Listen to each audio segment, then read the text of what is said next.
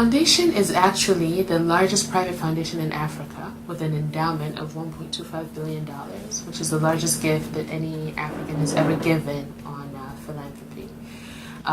So we've been spending a lot of money bringing relief to people. When I joined the company in 2008, my heart just went straight to the foundation. I was literally part of it, unofficially, but I was made to be part of the trustees in 2011. When you look at it, it was just mainly towards health, towards feeding, towards empowerment in some sort.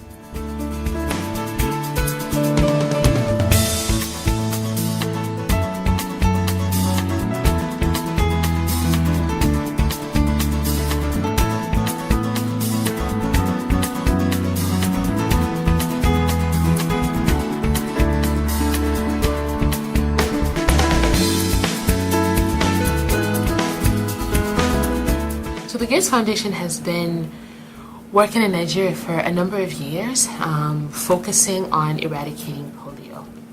They came across severe, let me call them roadblocks, where people were really not believing in being immunized. So Bill Gates approached AlhajiDangote and asked for his help and support. So the partnership was a tripartite agreement in 2 states to start with, Kano and Bauchi. So Bill Gates put in 35% of the money, Dangote Foundation put in 35% of the money, and the state put in the remaining 30%.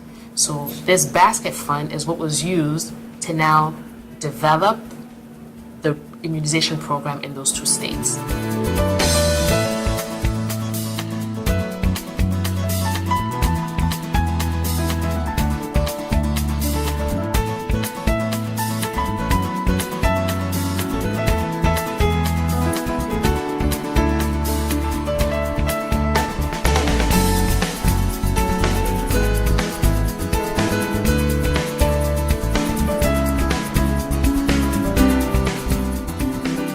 This drain, it covers almost 300 and something thousand people in this community. This is where I took the sample.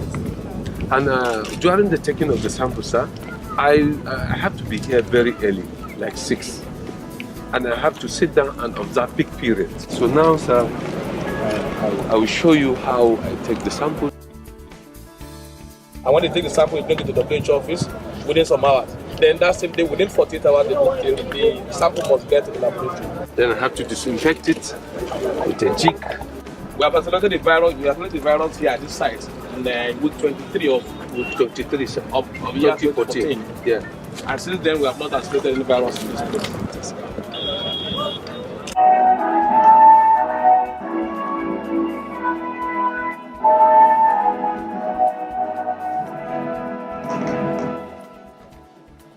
Mr. Gates, AlhajiDangote, I want to express our profound appreciation for the partnership you've extended to us today. We have all come a long way together in the fight against polio, and we know we have to keep the pressure on the polio virus for at least 2 more years. I am truly optimistic with the quality of people sitting at this table, particularly my colleagues, the state governors recently elected, that Northern Nigeria, and indeed Nigeria, will remain polio-free.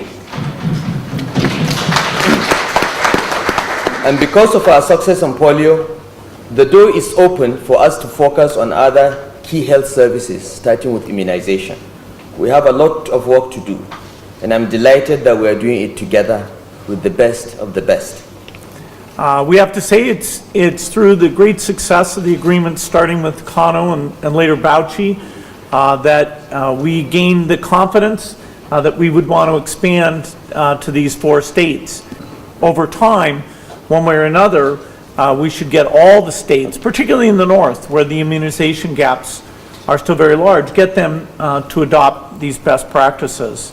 We have 2 more years where we need to be serious about that as well, with now moving to 5 campaigns a year. But the forward-looking thing is the broad health opportunity, and that's what we're putting in place today. So thank you for your support. What made the program successful was our contribution, meaning Alhaji Alikko's voice and his ability to connect with the traditional rulers in northern Nigeria. We, as a Nigerian organization and being who he is, it was easier for Alhaji Alikko to have conversations with the governors and with the traditional rulers, the sultans, the emirs, and make sure that they were encouraging people to come out and be immunized. A lot of parents didn't want to take their children. They want to stop us from giving birth. It's some sort of voodoo for fertility. I had to take my daughter to Kano with my dad, the president of the group, and he had to give that polio drug to my daughter in front of everyone to see. Listen, if I can give it to my own blood, I think it's time for you to reassess the situation and look at what the benefits rather than just speculating things that aren't true. I have to thank the Emir of Kano, Malam Muhammad Sanusi II, who demystified the notion that immunization prevents birth in Kano State and in Nigeria. In order for the traditional ruler, His Royal Highness, to demystify that belief, he drank a whole bottle.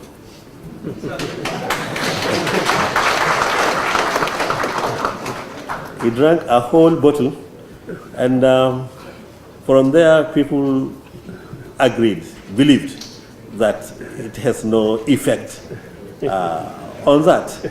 Now we've expanded the MOUs to include 4 new states. So before it was only Kano and Bauchi. Now we've added Yobe, Sokoto, Borno, and Kaduna. In addition to that, 2 of the states, Zamfara and Katsina, are getting a grant from both of us.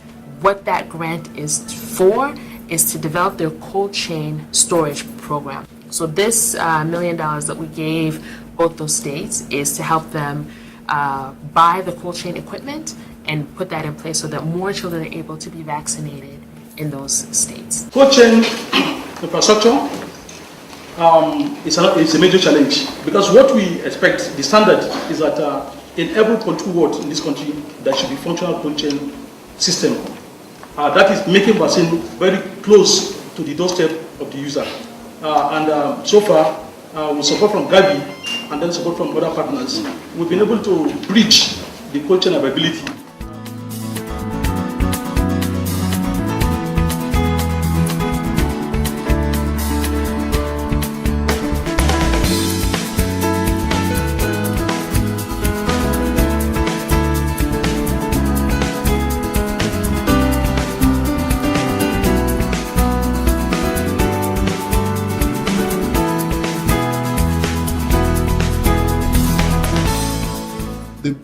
The major benefit of this partnership is that we can leverage on the achievements of both foundations. We can also leverage on the strengths and the weaknesses. For instance, Dangote Foundation is an indigenous foundation. It's Nigerian. We are Nigerian. The money is made here. The interventions are done here. We have an understanding of the context. Our team is 100% Nigerian. So our knowledge of the context is unmatched. One advantage Gates has is a history of already funding and developing development programs in Nigeria. So, that history combined with our own understanding of the context, we think is what will really make this partnership work. There's so many areas that, you can look at, but what we're for is for impact. So if we choose a program, we would want to see the end of it. We would want to see polio eradicated. We want to see every child immunized. So that's what we've chosen to fight. What I've actually learned since when we started talking about this partnership with Bill Gates in 2012 is that the leadership and guidance of the federal government and the commitment of the governors are critical success to this polio routine immunization and also the primary health care. We need that commitment. It's very critical. Improving and sustaining coverage to 90% is a lifelong journey, and I think we're on that track. Bill Gates and I are very, very pleased to extend our partnership by additional 1 year in Kano State to focus on solidifying gains to date. It's been a unique partnership, and we want to count on the federal government, the traditional rulers, whom they have actually been of a great help, and the development partners to continue with their support. And I thank you all, for this trajectory. Thank you.